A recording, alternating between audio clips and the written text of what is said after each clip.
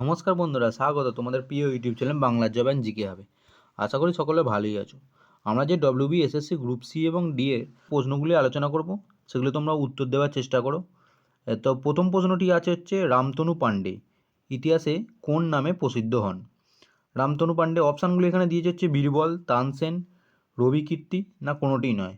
তো এখানে রামতনু পাণ্ডে সঠিক উত্তরটি হয়ে যাবে হচ্ছে অপশান বি, তানসেন হয়ে যাবে রাইট অ্যান্সার।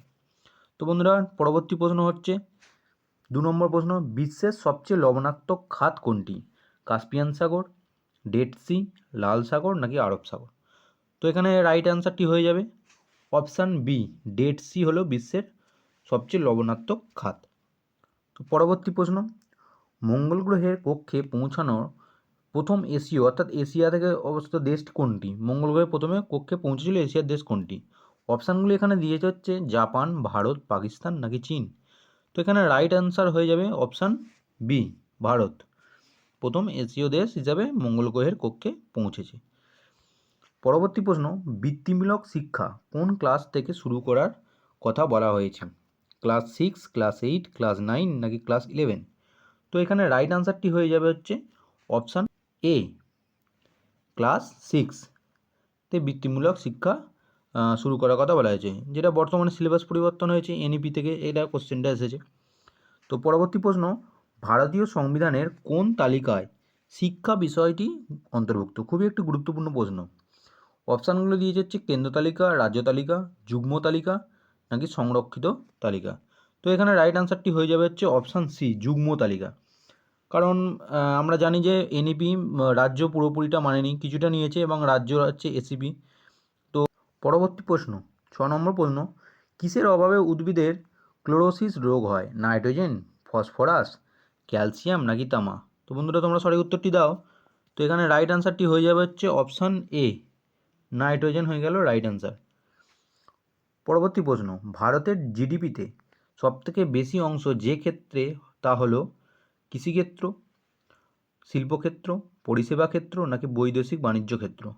তো এখানে রাইট অ্যান্সারটি হয়ে যাবে হচ্ছে অপশান সি, পরিষেবা ক্ষেত্র। এখানে যে অংশটা এখানে দেয় জিডিপিতে, সেটা 50%-এরও বেশি। পরবর্তী প্রশ্ন, প্যারীচাঁদ মিত্রের ছদ্মনাম কী? ছদ্মনাম থেকে কোশ্চেন বরাবরই পশ্চিমবঙ্গের যে কোনো সরকারি চাকরি পরীক্ষা এসেছে।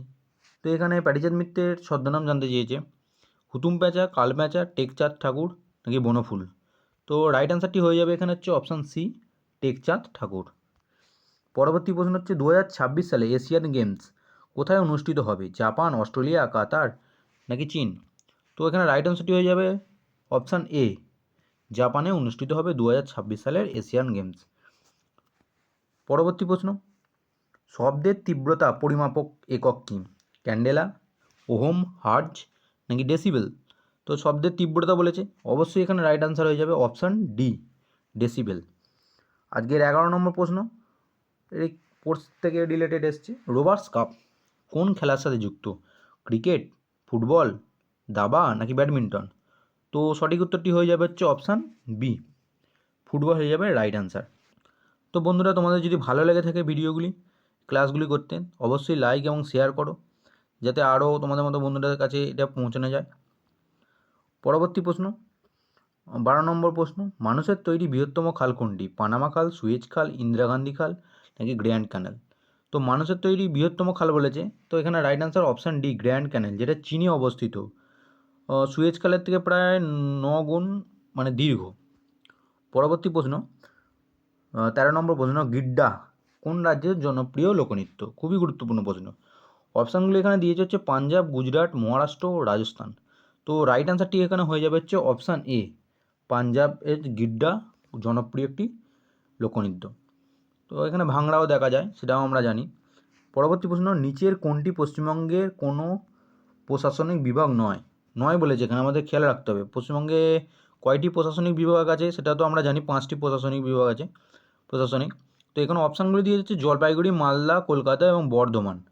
তো এখানে রাইট অ্যান্সারটি হয়ে যাচ্ছে অপশান সি, কলকাতা প্রশাসনিক বিভাগ নয়, কারণ কলকাতা হচ্ছে প্রেসিডেন্সির আন্ডারে, কলকাতা নয়।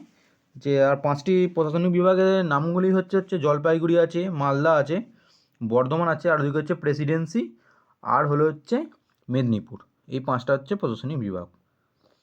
পরবর্তী প্রশ্ন, নিম্নের কোন শিলাকে সমস্ত শিলার জনক বলা হয়? আগ্নেয় শিলা, রূপান্তরিত শিলা, পাললিক শিলা নাকি উপরের কোনোটিই নয়? তো রাইট অ্যান্সারটি হয়ে যাবে হচ্ছে এখানে অপশান এ, আগ্নেয় শিলাকে সমস্ত শিলার জনক বলা হয়। প্রশ্ন, এলিফ্যান্ট ফুট বা গোদ রোগের বাহক কি? কিউলেক্স মশা, এডিস মশা, এনোফিলিস মশা নাকি উপরের কোনোটিই নয়?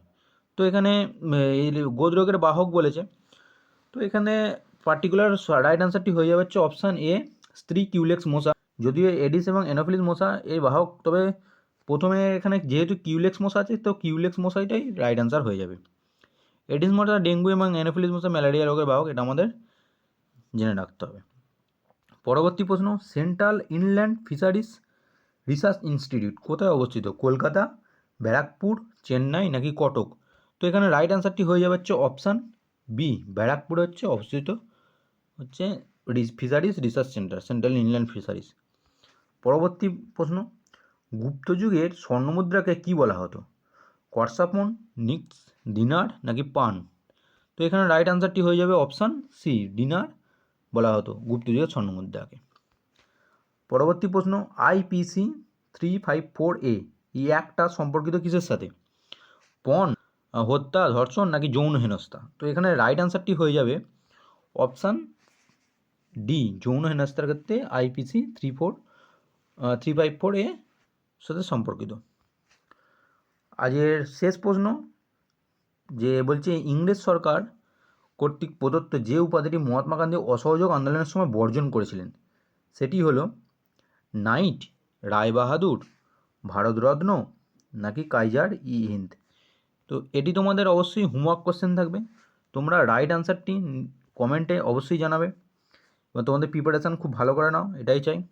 আর যে সমস্ত বন্ধুরা এখনও পর্যন্ত চ্যানেলটিকে সাবস্ক্রাইব করেনি অবশ্যই সাবস্ক্রাইব করে রাখো এবং প্লেলিস্টে গিয়ে আগের ভিডিওর যে ক্লাসগুলো আছে অবশ্যই দেখে নিও, কারণ আপকামিং পরীক্ষার জন্য তোমরা অবশ্যই এই ভিডিওগুলো দেখে উপকৃত হবে। ধন্যবাদ।